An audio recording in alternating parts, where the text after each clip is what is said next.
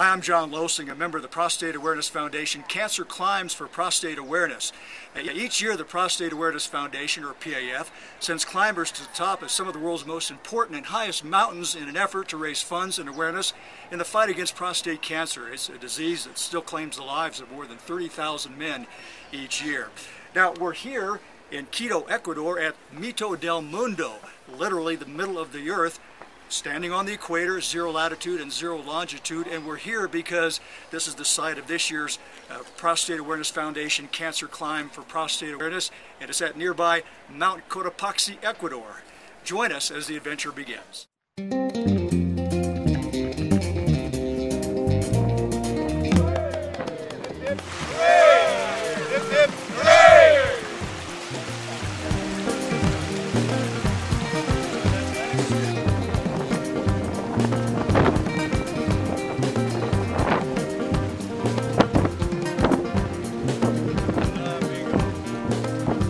Well, we've got our first chance to get out of the wind on this windy approach climb to Cotopaxi using this stone wall as a nice windbreak. So having a bite to eat and our first chance to visit with PAF Director Ken Malik.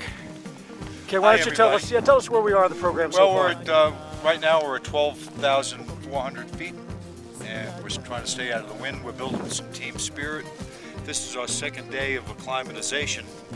Many of us arrived 5 or 6 days ago into Quito, some of us not too long ago, and we're just catching our breath. Everybody's getting tightened up in terms of teamwork, and things are going real well. The weather's cooperating, and it's a beautiful day in the Andes.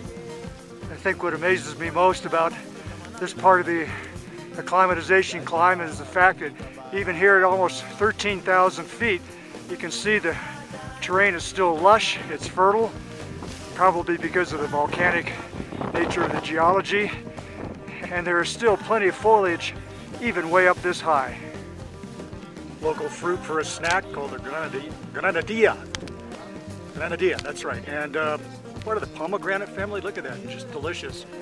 You eat everything inside. Go ahead, Darren. Darren Paul from Vancouver, one of our Canadian climbers. Good, huh? Really good. Excellent break. Walking now with Brad Neal of Austin, Texas, veteran prostate cancer climber, Mount Kilimanjaro, Africa, Mont Blanc, France, and El Misti, Peru. Brad's brother passed away from prostate cancer, and this Cotopaxi expedition has been called the Tim Neal Memorial Climb. Brad, tell us about your brother and his struggle against the disease. Well, actually, this is a perfect example of why we do these climbs. Tim was a procrastinator, and my dad was diagnosed many years ago, and Tim waited until he was in his 50s, diagnosed just before the Kilimanjaro 03 climb, and just passed away this past September. Fortunately, I've got a great group of guys and gals to help me take his ashes to the top of Cotopaxi. It's day 4 of our Cotopaxi acclimatization program, and we're going to summit this 15,000 foot peak, Mount Rumanawi, near Cotopaxi. King Rumanawi was actually General Rumanawi was an Inca leader who used these rugged hills and highlands to hide out from the Spanish conquistadors. Don't ask me how we're going to get to that peak up there, but we'll do it, and I'll see you at the top. Here comes our 2 female climbers, Shana Malik from New York, and there's Lynette Frazier. Hello, hello, hello. Hi. ¿Qué pasó? And Tom Hyde. Yes, sir. Here's Doug Manelli from New York, who now lives in China, so he's come a long way to take part in the Cotopaxi expedition. Doug, tell us how you got involved. It's been, what, 7, 8, 9 years since you've been climbing, right? Yeah, I guess it's been 8 years. I first got involved in 2001 when my father had prostate cancer, and he passed away in 2005, 2004. But it's good to get to the mountains and do this to kind of bring his name and his legacy and continue it on. And it's exciting to do this with the guys that we have here, the camaraderie and the Prostate Awareness Foundation, so that's grown to be a really fantastic team.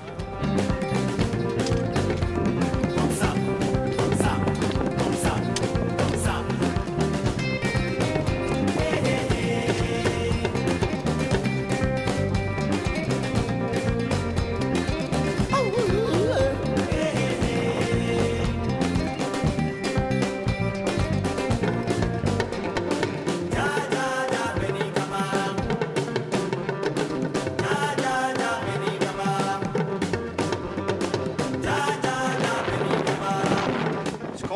windy up here, and we just had a little mishap.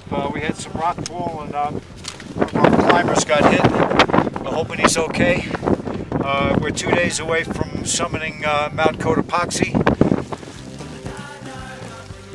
Day 6 of the Cotopaxi altitude preparation program is over, and we begin our ascent now to the 15,500 foot refuge camp, where we'll try to rest a little bit, perhaps grab a few hours of sleep, but that'll be impossible. Nerves are on edge, anxiety is high, because at midnight we begin our summit attempt, and midnight is only about 10 hours away. Mount Cotopaxi, Ecuador is a 19,350 foot mountain. It is said to be the highest freestanding volcano in the world. And when we get to the top around sunrise, we'll try to take a look inside.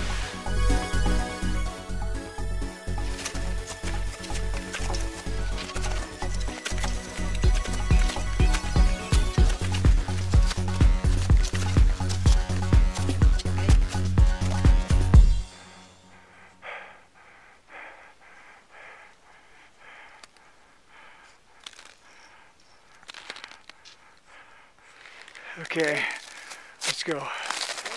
Yeah, let's go. All right. Careful. Go ahead.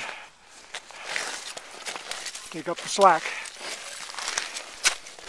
Who knows, 2, 3 a.m., maybe halfway through our grueling nighttime climb. All crampon work from here on out. I'm going to get in trouble if I don't start paying attention here again.